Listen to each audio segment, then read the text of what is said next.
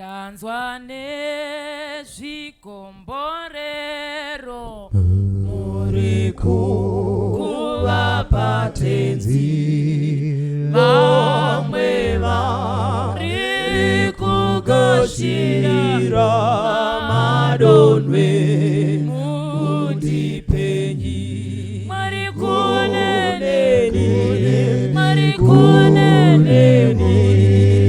madonwe mundipenyi marikuneneni madonwe mundipenyi musandi kureba bakananda shata ini itenzimu sazondisiye mutawe wenyundipenyi marikuneni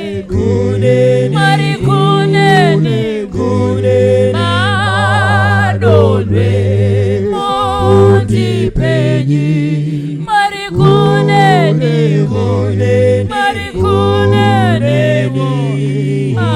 madonwe mundipenyi dangandi rimuchite matine urambo ini emayowa matwange pasi mundisu nungurenyi marikuneni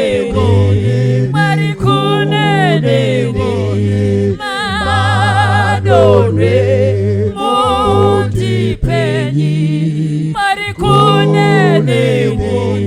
marikuneni madonwe mundipenyi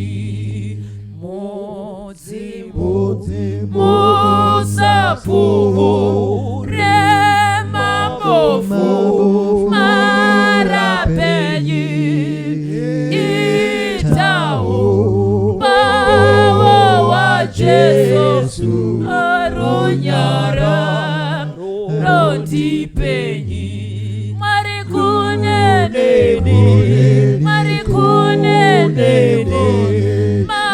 madonwe mundipenyi marikuneni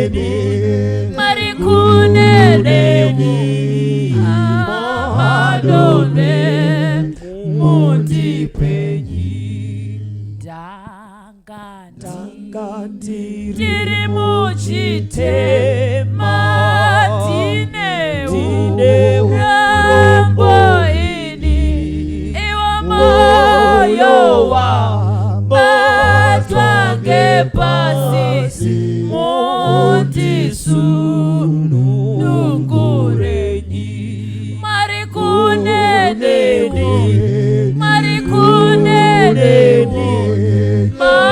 madonwe mundipenyi marikuneni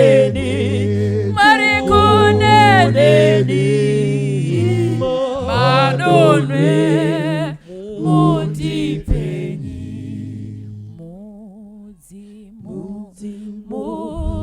musafuhu remabofu marapenyi itau bawa wa Jesu runyara rondipenyi marikuneni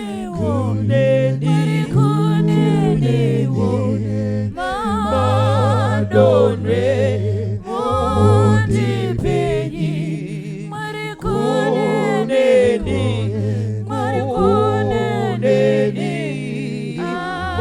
madonwe mundipenyi mukristo mukatenze akutu ewe neno nebo no iwe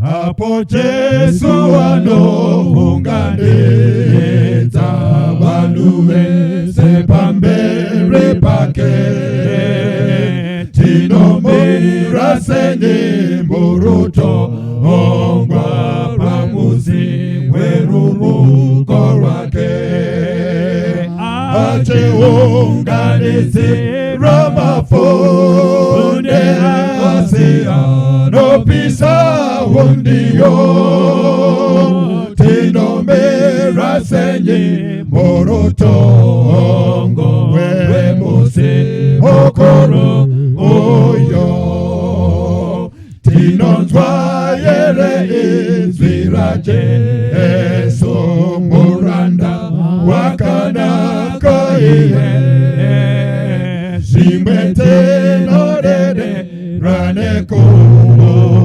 tinoviswa pahope yake atihunganisira mafunde asia anopisa hundiyo tinomira senye morotongo wemusi mokoro oyo Dizongaterendi renemwe enje iriko penya zakanaka kuti apomokwa oya takati rela kunopinda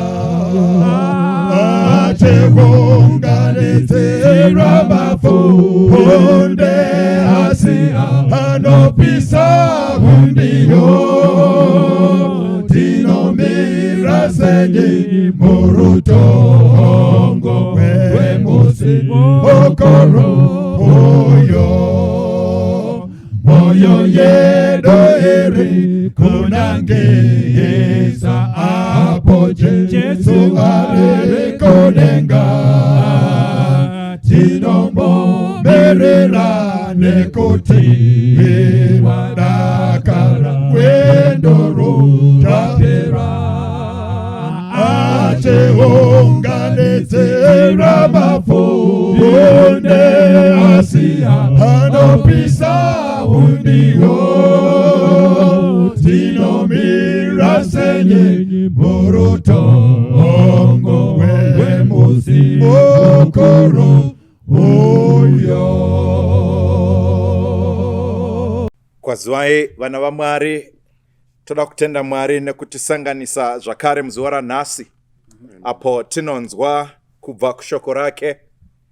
Ndibvumirewo muzuva ranhasi kuti timbodzidza kubva pane chitsauko chinondikoshera chose nekundizipira asi chichindisiya hana yangu ichirova kwazvo, nekuti nyaya toda kudzidza ine mubvunzo unoti ndiani achamira, ndiani achamira. Saka patiri kubvunza mubvunzo uyoyo kwatiri tose, neniwo nesuwo tiri kuzvibvunza kuti tichamira here panyaya iyi. Muprofita Daniel chapter 3 toda kuverenga kubva pavhesi ya 13 kusvika pavhesi ya 18. Bhaibheri rinoti, ipapo Nebhukadhinezari akarayira nehasha nokutsamwa kwake kuti Shadrach naMeshach naAbednego vavuyiswe. Zvino vakavuyiswa varume ava pamberi pamambo. Nebhukadhinezari akapindura akati kwavari, maune here maune here imi Shadrach naMeshach naAbednego, zvamunoramba kushumira Mwari wangu nokunamata chifananidzo chendarama chandakamisa ini. Zvino kana muchitenda kuwira pasi muchinamata chifananidzo chandakaita nenguva yamunonzwa kurira kwomumhanzi nomutopota nembira norudimbwa nomutengeranwa namaremba nezvimwe zvose zvinoridzwa, zvakanaka hazvo. Asi kana musinganamati muchawisirwa nenguva iyo mukati mechoto chemoto unopfuta kwazvo. Mwari uchakurwirai mumaoko angu ndoupiko? Verse 16. Shadrach naMeshach naAbednego vakapindura vakati kuna mambo, imi Nebhukadhinezari, hatingafaniri hedu kukupindurai pamusoro peshoko iri. Kana zvikaitika hazvo, Mwari wedu watinoshumira ungagona kutirwira pachoto chomoto unopfuta kwazvo. Iye uchatirwira paruoko rwenyu, imi mambo. Asi kana zvikasaitika, zivai imi mambo kuti hatingashumiri vamwari venyu kana kunamata chifananidzo chendarama chamakamisa imi. Mwari akomborere kuverenga kwezwi rake. Amen. Ngatinamatei. Kuna Baba wedu vari kumusoro kudenga, maisa mubvunzo pamberi pedu, ndiani achamira?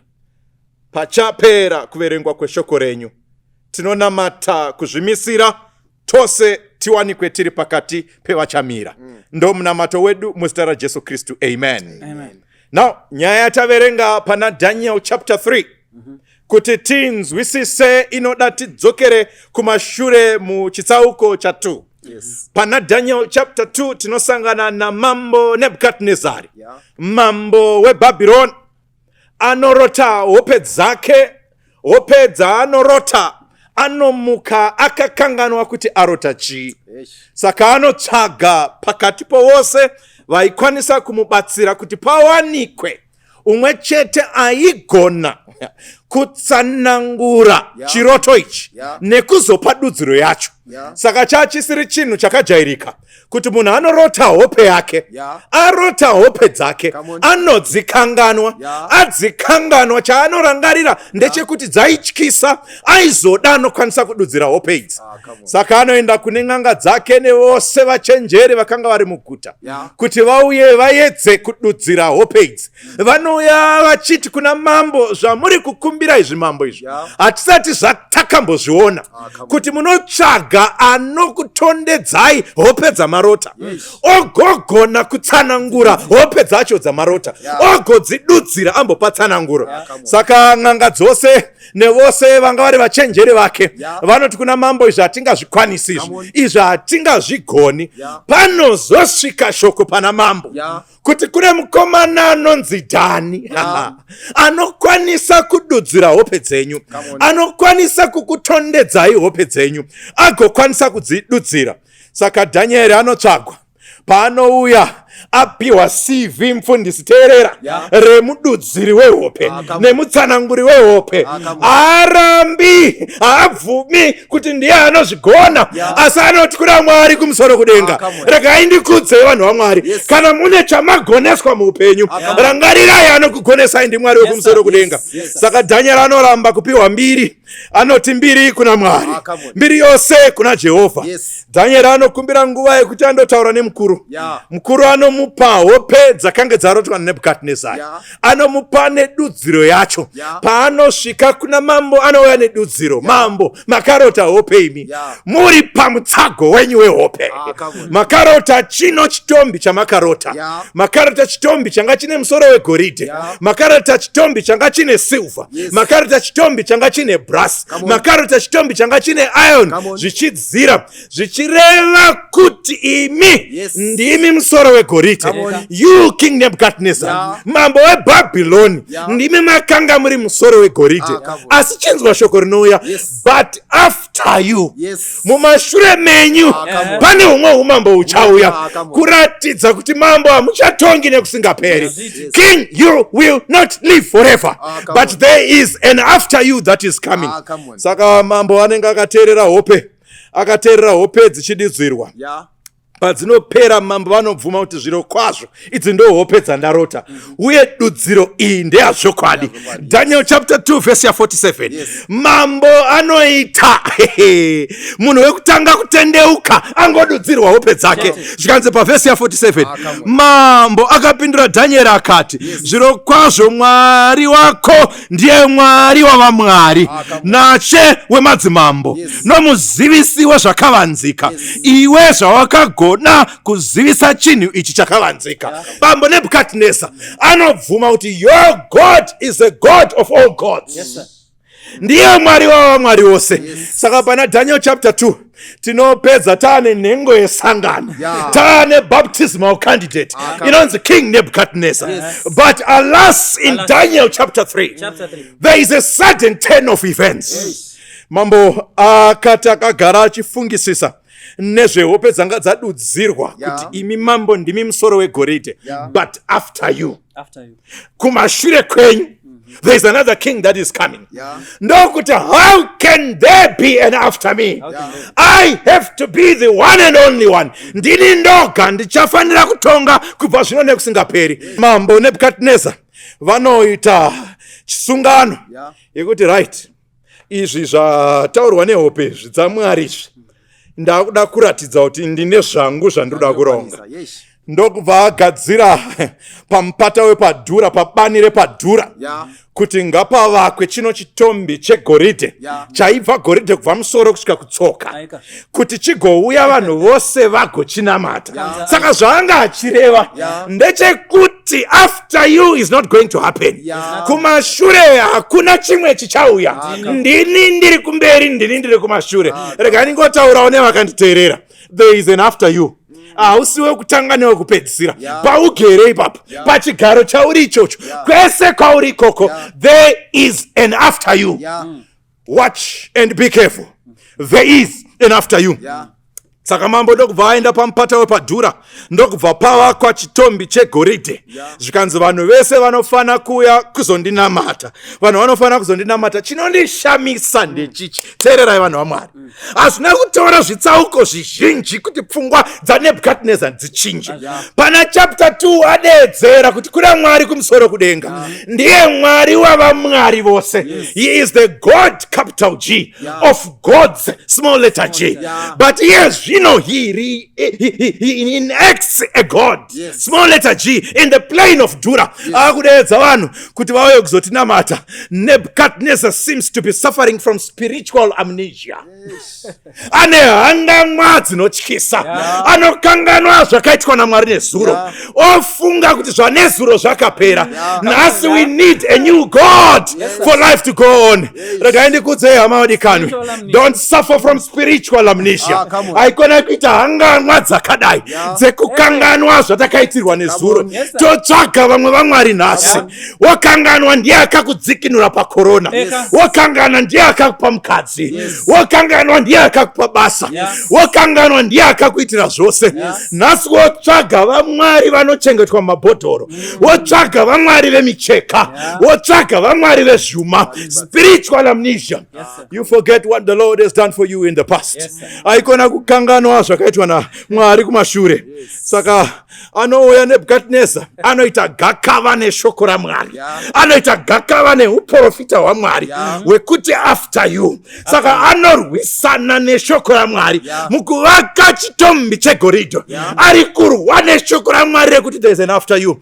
If you ever should wage a war, never fight against the word of God. Haikona kurwa neshoko raMwari. Usarwisana ne thus says the Lord. When the Lord says, things stand still. When God speaks, he speaks nothing into existence. Saka asikokurwisana naye. Saka Nebukadnezar anoita naro. Saka vanhu vese kunokokwa machinda government officials vanga akapointa ivo into his cabinet. Governors of the land included was Shadrach, Meshach and Abednego. Vakanga vari machinda vanga vapointwa into positions of responsibility. And they come now, but there is a new instruction to worship not the God of heaven, but to worship the golden image. Not to worship the creator, but to worship the creature. Something created in the hands of man, not something that was there. Someone who was there before the beginning. One who precedes the beginning. Aivapo kuseri paivapo. Ndio kaifana kunamatwa. Saka ndokubva vakomana vauya, everybody came and they were prepared to worship. They were prepared to bow down. Vavakagadzira kupfugama.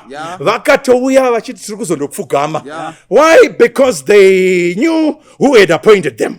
Kuti the man who appointed us has called us to come to bow down to his God. So because they had been appointed, my appointment So because they had been appointed, they knew that my limousine driver, they were benefits from the appointment. They knew kuti Jeep Cherokee, there were benefits of the appointment. They knew kuti mansions avaiona. There were benefits of appointment. They knew kuti kunodzidzwa nevana vedu mafees ari kubhadharwa kucompany. There were benefits of appointments. So therefore, to refuse to bow down is to say no to the benefits. Is to say no to the cars. Is to say no to the mansions. Is to say no to everything they had benefited from their appointee. But the three boys, somebody say amen out there. Who knew the one who had appointed them? That they had not been appointed by an earthly king. Vakange vasina kuiswa pachigaro na mambo wepanyika pano. Mambo anoonekwa nemaziso evanhu. But beyond and above King Nebuchadnezzar, there was a King of kings. One and only who deserves our worship. So they knew that the cars they drive don't come from men. They knew the houses they owned, they don't come from men. They knew my school fees, they don't come from men. Benefits they come. They are blessings from above. Never forget who blessed you when God blesses you. Usakanganwa kakushitsa pauri papo. Vazhinji vedu takabva kwamtunga gore. Vazhinji vedu takabva kusingatsanangurike. Mwari akatinyurura, akatisimudza, akatisa panzvimbo yakakwirira. Usakanganwa akakusimudzira. Usakanganwa akakusvitsa panzvimbo yanga uri ipapo. Pachimiro chauri ipapo pana akakusimudzira. Saka wakomana, when everybody bowed down, when the music was played, everybody bowed down except the three boys. Vakanga wakamira pavanga wakamira. Umwe neumwe akamira. Akati pano andisi kuzopfugama. Mubvunza wanasi ndiana achamira. Saka shoko rinosvika kuna mambo kune vakomana vasiri kumira. Saka vanume ndo kuenda kwa mambo. Vesi ya 13 ndoda kuverenga pana. Ipapo Nebukadnezar akarayira nehasha nekutsamwa kwake kuti Shadrach na Meshach na Abednego vavuyiswe. Zvino vakavuyiswa varume ava pamberi pamambo. Shadrach, Meshach na Abednego pamberi pamambo. Now timbodzokera pa chapter 2. Timbodzidza pamusoro pechitombi. Pane pfungwa mbiri dzandinoda kuti tingotaura. Mukachitarisa chitombi ichi chinorotwa na Nebuchadnezzar. Make up yacho. It's depreciating in two ways. Number one, it's depreciating in weight. Goridhe rinorema kudarika dhaka. Batai pfungwa iyoyo sakanaka. Saka hapana nguva yekuti chitombi chaigona kugara chakadaro. Nekuti goridhe rinorema harikwanisi kusustainwa nedhaka risingaremi. One way or the other. Chitombi chinofanira kudonha. God in his mercy, he is not going to allow that. Achaunza hwake umambo. Ukaramba uchiverenga nyaya iyi, uchaona kuti kwakazouya dombo risina ane akaveza, rakaputsa chitombi, ndobva chashayikwa. Dombo rikakura rikavhara nyika yose. Tererai munzwe vana vaMwari. Madzimambo aya nekuuya kwawo haagari nekusingaperi. Nyika idzi nekuuya kwadzo hadzigari nekusingaperi. Rega kuisa tariro mumunhu asingazogari nekusingaperi. Isa tariro muumambo hwaMwari hunogara nekusingaperi. Point number 2. This idol is depreciating in value. Goridhe rinodhura kudarika dhaka. Goridhe rinodhura kudarika ndarama. Iyo iri kuzasiyo. Ndosaka muri kunzwa zvavafundisi kuti mari yapera simba. Chaitova chiprofita kuti hapana mari inoramba iine simba. Nyangwe iro ramunoti yusa rinombosvika parinonzi radini ekaka. Nekuti chitombi chiri kudepreciate in value. Jesu obva ataura kuti varume pana chapter 12 yaLuke vhesi yekupedzisira akachema Jesu akati musava vapfumi panyika asi muri varombo kudenga. Pane dambudziko raitika revanhu vane pfungwa dzekuunganidza zvapanyika koga asi vasingamhanyisani neumambo hwaMwari. Hatisi kuti zvakaipa kuunganidza zvapanyika, but kana waunganidza zvapanyika at the expense yezvekudenga, something is wrong. Kana waunganidza zviri temporary at the expense yezviri permanent, something is wrong. Kana waunganidza zvinoonekwa at the expense of the unseen, something is wrong. Ndobvunza muupenyu hwako kuti pauri kumhanyisa icho nechochocho maAfrican attire achiuya enda dambudziko remucheka unobvuma kupeterwawo kunhasi wozobvuma kupeterwawo kumangwana. Munhu waMwari amhanyisana nemucheka weuku achikanganwa kuti uchapeterwa uku. Saka paatenga dress rine mucheka uri uku pazoburitswa rine mucheka uri uku ambosiya chiKristu akumhanyisana nemadresi. Zvavanongoita kungobvisa imwe kona yemota vongoti akakaka new shape pane ka old shape ukamhanyisana nezvepano pasi zviri kudepreciate in value. Ngandikudze type yemuKristu ari kudiwa naMwari. Gideon anonzi enda unorwa namamedia. Asvika paya anotarisa vanhu vake vauya navo oti nevandiri kufanira kurwisana navo vakawanda. Mutemo waiti kana masvika pahondo masoja awauya nayo kana aona muvengi daidzira zvinhu zvitatu izvi. Pana anotya here ngadzokere kumba. Just imagine mukoma nekusimba kwamakaita mabva masiya maitami kumba makuseni vokuona manheru madzoka chomba hachina kana blood stain, hamuna kana sweat pahuma. Vobvunza maitami voti ko heya matorova kuti nhasi hatina kurwa. Kokukurumidza kudzoka kusisina hondo rakwanzi vanotya ngavadzokere.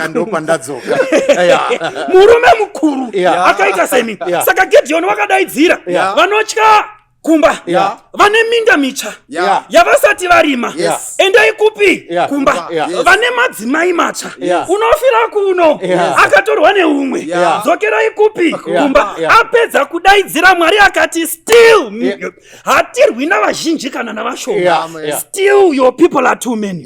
Rega ndikuskrinire ndikuratidze maKristu anomira pamubvunzo wokuti ndiani anomira. Rega ndikuskrinire Gideon enda navo pamvura pamvura paya vasvika pane shasha dzakapfugama namabvi namagokora musoro mumvura dzikatanga kumwa and yet muvengi aripo.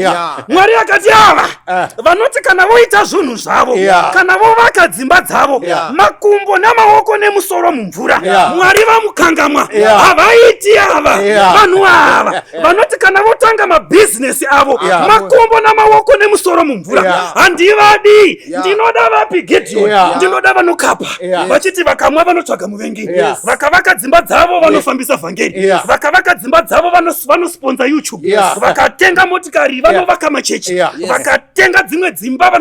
Mwari ndo maKristu aari kutsvaga. While this idol is depreciating in value Mwari ari kutsvaga maKristu vasiri all absorbed in their things.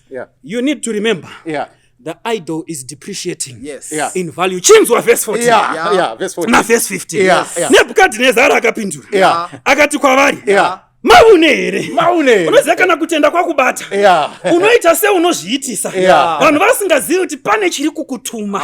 Abrahama wakaita sengameno kunge waane utsinye iye aine chiri kumusunda.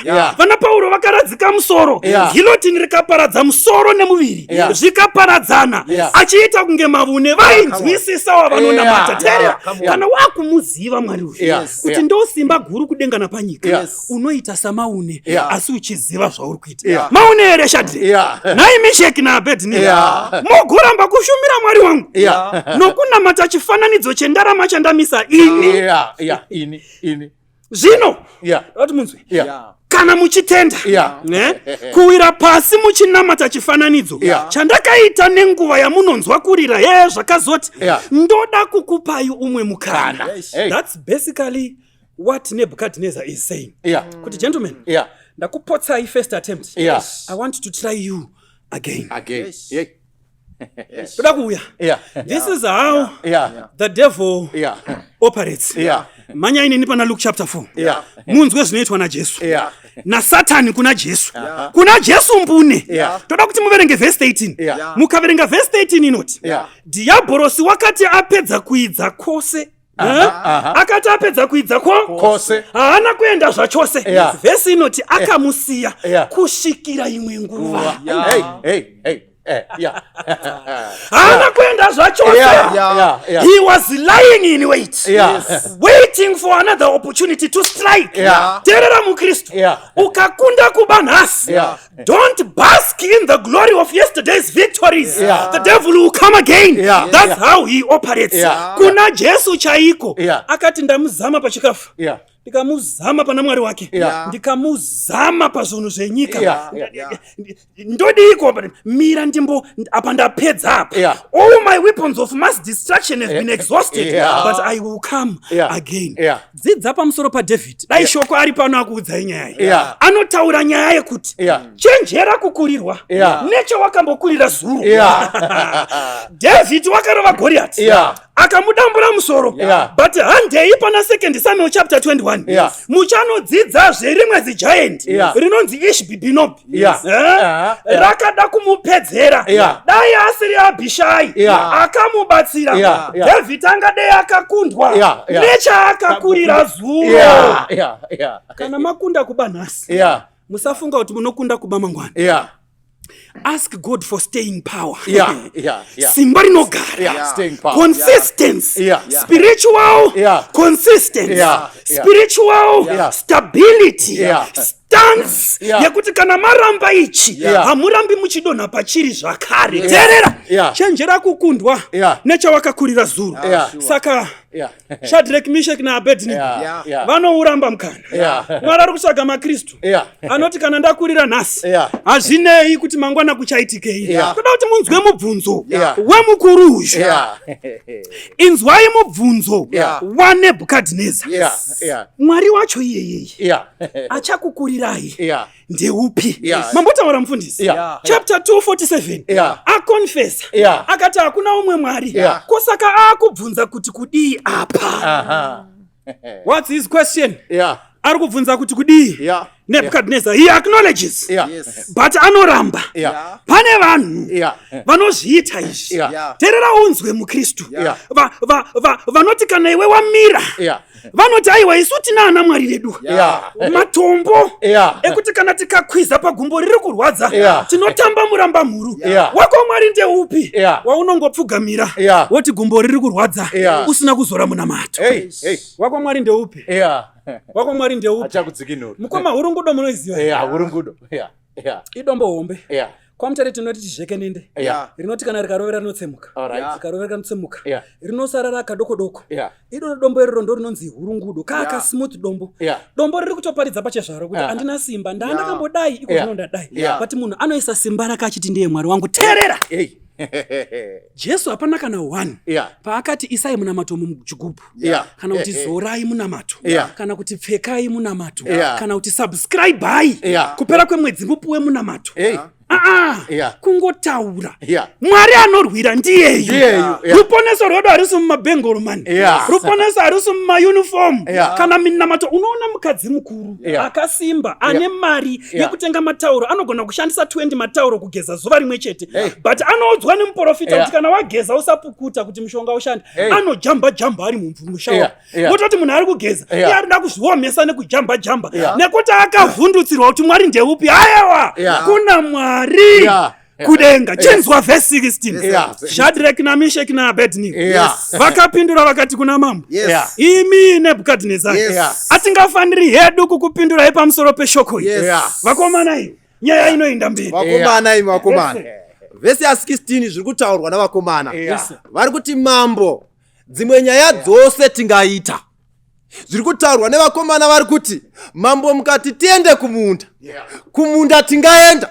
Kana mambo mukati joka, mukati mamaketsi edu maakuvhara akuchatengeswi, tinoti mambo vataura ndizvozvo. Kana mukati imimi handichadi kuona vanhu vachitenderera panzvimbo iyi, tinoti mambo vakadaro vakarova chirevo hatichaendepo. But panyaya yamaakutaura yekunamata, we are not careful to answer you. Kana vakomana vachiti we are not careful, nemamwe manzwi vari kuti we are careless. Saka panyaya dzekunamata taurai zvenyu dzimwe mambo, tinonyarara mugotirayira zvamunorayira tigoita takanyarara. But kana yauya panyaya iyi, panyaya yekunamata, zvisinei nesimba renyu, we are careless to answer you. Hatina hanya. Kana vakomana vachiti hatina hanya nenyaya iyi, vari kuti mambo kana nyaya yauya pakunamata kwedu tinokupindura ipocho. Mukabata nyaya yototaura nezvayo iyi, munowana hanza isina kumira zvakanaka. Saka imimi mambo, whether mataura muri pai, panyanya mwari wedu hatipfugami. Kana kumboradza kunge toda kusunga edu tambo, tinoramba takamira. Saka vakomana vakanga vakamira, madhara akavanda mumacheya achingotarisa notuziso kuti vafana vanokuvara. NdavaIsraeri ichibva ichiuya kuutapwa haina kuuya navakomana vatatu. Madhara akanga aripo, majenandebvu akanga aripo.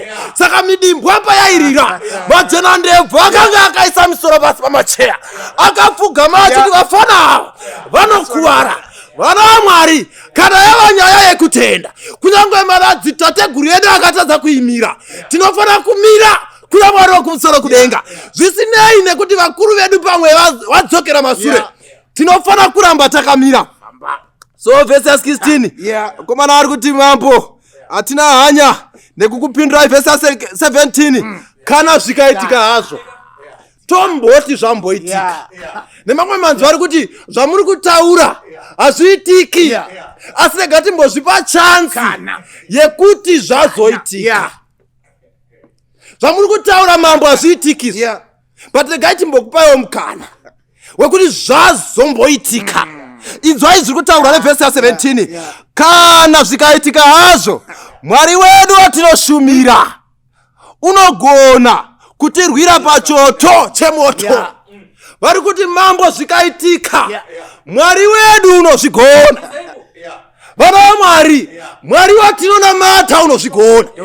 Haana nhoroondo yekukundikana, nhoroondo yake ndeyekukurira. Aenda navakomana paRed Sea, vanokutaurira kuti Mwari unozvigona. Mwari akaramba achiti indai mberi, zvokuti waida kuti Israeri ifambe pamusoro pemvura nemhaka yekuti unozvigona. Israeri aita manyemwe ikatya, Mwari unozarura gungwa. Israeri ndobva yafamba pakaoma. Mwari watinonamata anozvigona. Enda kaneni parufu rwaRazaro. Kauda kuona kuti Mwari watinonamata anozvigona. Jesu anosvika kuzobata maoko kwete aRazaro, but kwevapenyu vasingatendeuki. Saka Jesu paaichema, ivo vari kuchema Razaro. Iye Jesu ari kuchema ivo nekuti haichema Razaro, nekuti waiziva kuti Razaro uyu I am able kumumutsa pakurara kwake. Saka Jesu haachemi Razaro nekuti unoziva kuti unomumutsa. Jesu ari kutochema maJudha akanga akamutarisa, airamba kutenda maari. Saka Jesu akanga auya kuzobata maoko avapenyu. Saka ndo aichema kuti evidence yavanoda ndeipi, zvese ndaita. Saka vakomana ava vari kutiko, Mwari watinonamata anozvigona. Mwana wamai, rega ndikutaurire chokwadi. Idi nyika ino yapfugama, vazhinji vose vaisa musoro pasi tiri mubani redhura. But rega ndikutaurire mwana wamai, mbereko haisati yava pasi, Mwari wedu unozvigona. Rega ndikutaurire mwana wamai, basa harisati rava pasi, Mwari wedu anozvigona. Rega ndikutaurire mwana wamai, muchato hauna kumira zvakanaka, asi Mwari wedu unozvigona. Rega ndikutaurire mwana wamai, urwere hungava pasi, Mwari wedu unozvigona. Makandeyei nhoroondo yacho iripo, mavhi11 ekuti unozvigona aripo, tinawo. Saka vakomana vari kutiko, Mwari watinoshumira uyu anozvigona, uchatirwira paruoko rwenyu. Iye Mwari vari kuti sahatimiri toga, usamira wega. Vari kuti hatimiri toga, Mwari watinotenda maari, iye anozvigona, ndiye achamira paruoko rwenyu. Tirega unzwe vhesi ya18 ndo pakasarira vatendi vazhinji ava. Asi kana zvikaitika, zivai imi mambo kuti hatingashumiri vaMwari venyu kana kunamata chifananidzo chendarama chamakamisa imimi. Saka zvakutaurwa navakomana vari kuti zvinogona kuitika.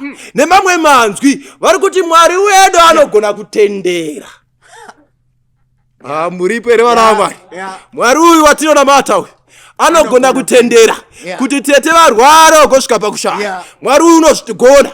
Mwari watinonamata anogona kutendera kuti wanano itwe, muchato gotoitwa, mugotevedza nzira dzose, asi mwana agoshayika. Mumbiri yake unozvitendera, muumwari hwake iye unogona kuzvitendera. Saka vakomana vari kutiko, kana zvikagona kuitika, hamusi imi mahwina, ndiMwari wedu atendera. But zvakadaro hatipfugamiri chitombi. Tiite izvozvo, hatipfugamiri chitombi. Kune vanhu vari kupfugamira chitombi panguva ino yatararama, nekuti mwana ashayikwa. Vatendi vazhinji vanobva vasiya Mwari, voti Mwari wazvikoniwa, wawanikwa ari mukati medzimba dzen'anga. Pane vanhu vari kupfugamira chitombi. Vanhu vazhinji vaisa misoro yavo mudhura, vakapfugama achinamata chitombi. Vamwe vari kuti basa ranonoka, Mwari uyu wanonoka, saka vakubva vaenda kunopfugama kuchitombi. But vana Daniel vari kuti hatiiti izvozvo, hatipfugamiri chitombi. Mambo unoita ukasha. Vhesi ya19 inoti ipapo Nebhukadhinezari wakatsamwa kwazvo, chiso chake ndokubva chachinja. Chiso chaNebhukadhinezari chakafanana chaRabhani.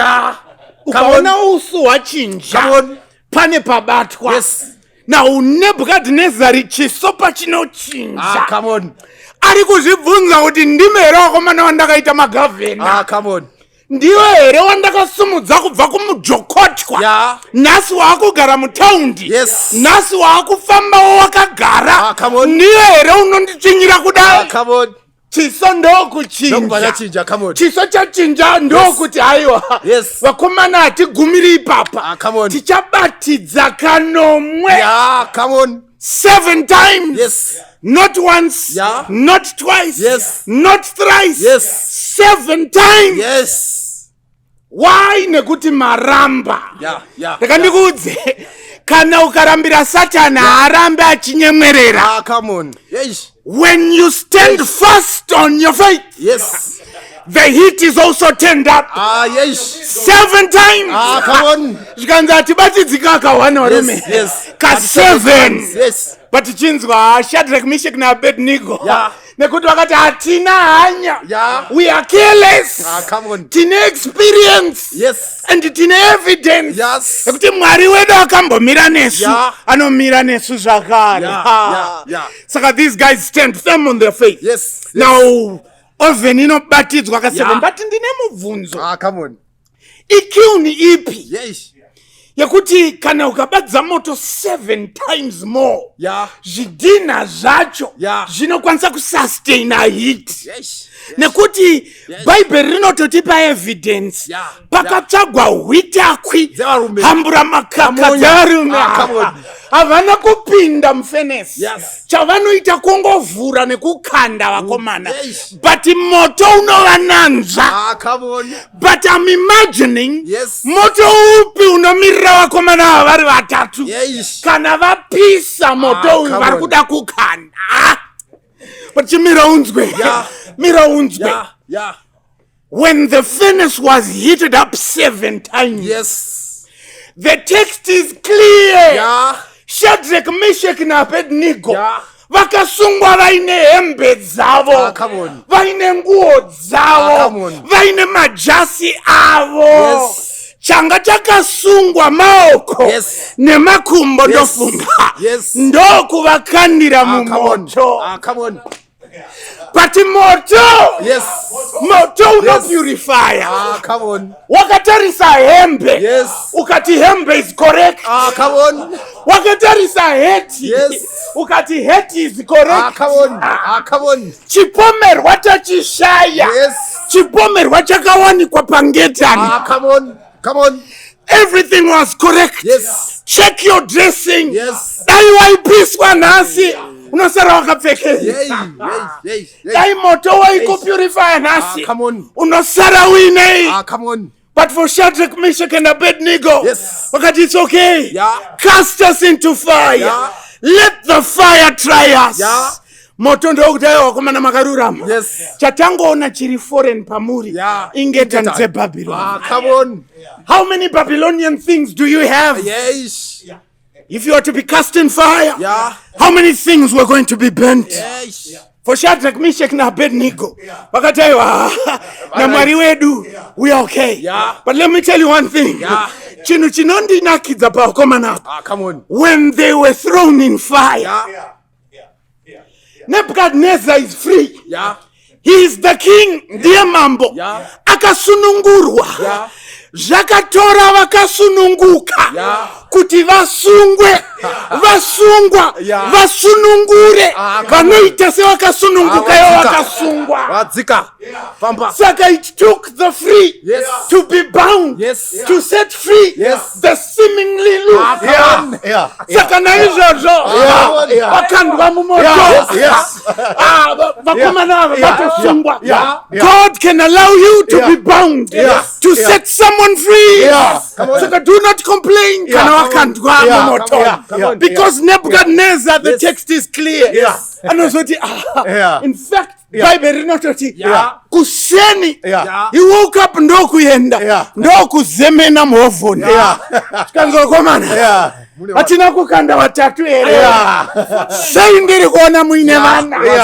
asi wechifo asi munhu mwanakomana waMwari praise God for the fires that you are going through someone will be set free someone achaona mwanakomana waMwari watireka ndikuudze Sometimes when you think you are bound, your chains actually setting someone free. Now, pasinopera. Wakomana wanoti, it's okay. But angane homework. Ndi mambo. Ndiye hakutoziya kuti aiwa. Pane anosunungura. And anosunungura asi munhu. Mwana komana wa Mwari. Mubvunzo. Akapa Nebuchadnezzar introduction. Because later mu book of Daniel. Akuya to the ancient of days. Introduction yacho inopiwa na Daniel.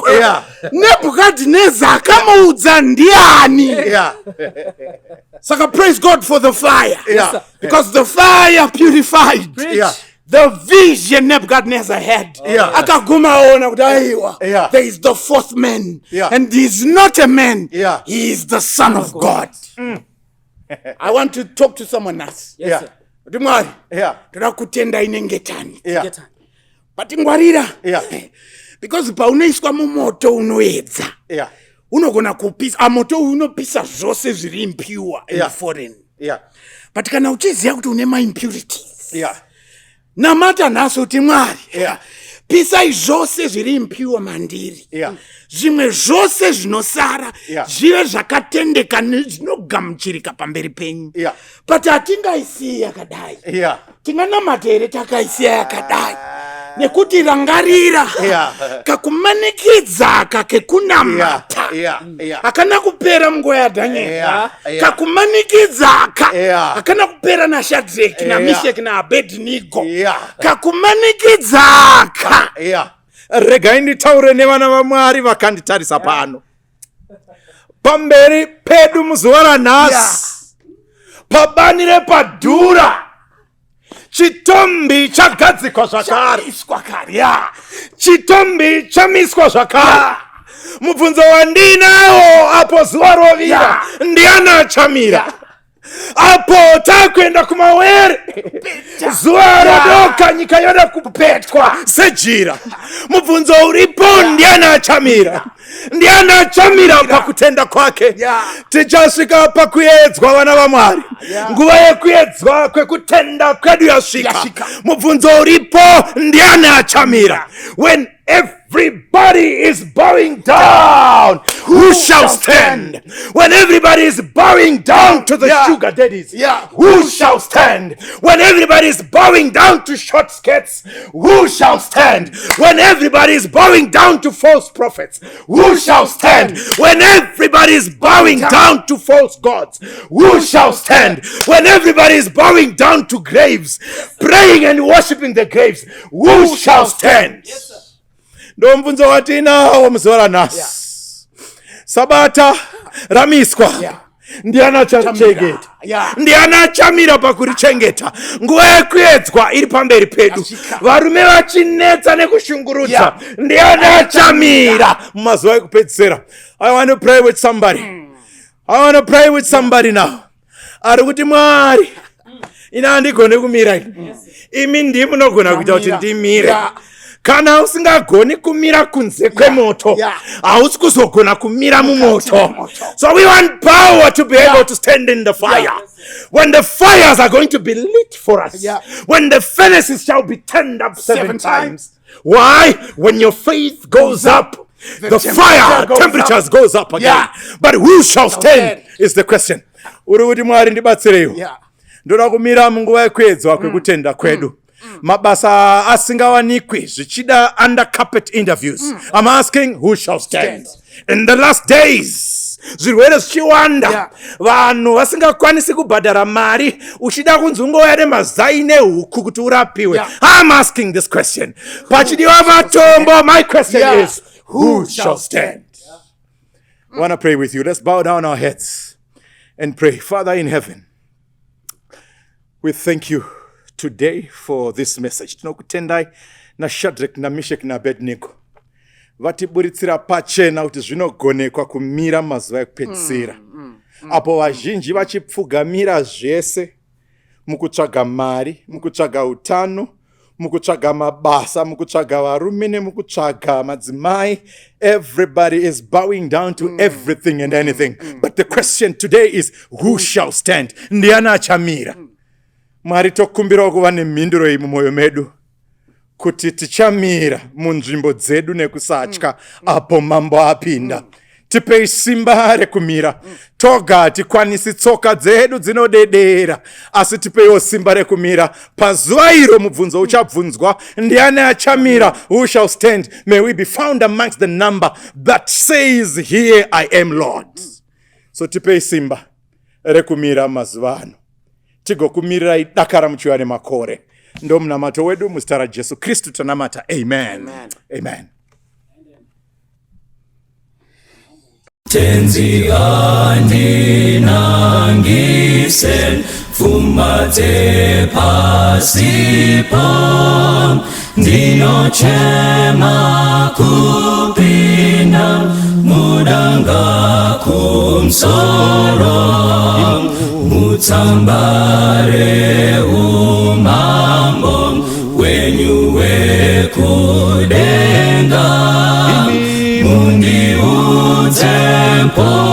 Temponesi kutinda kanyorwa ndinoda kuziwa kutinda kanyorwa mutsambare upenyu erenda kanyorwa tenzi zvitadzo zvangu zvawanda sejecha asi ropa renyu rinondiponesa zvechidzidzo chenyu chanyorwa mutsamba zvitema zvakatsvuka ndinozvichenura ndinoda kuziva kuti ndakanyorwa mutsamba reupenyu here ndakanyorwa musha wakanakisa simba dzekupenya nevanhu vane mbiri nenguo dzachena hakuna zvakaipa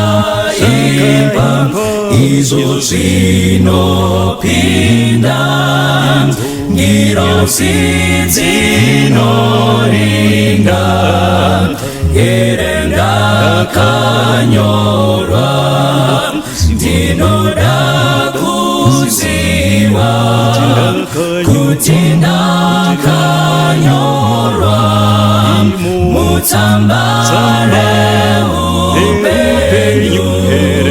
here ndakanyorwa ndinoda kuziva kuti ndakanyorwa mutsamba reupenyu here ndakanyorwa ndinoda kuziva kuti ndakanyorwa mutsamba reupenyu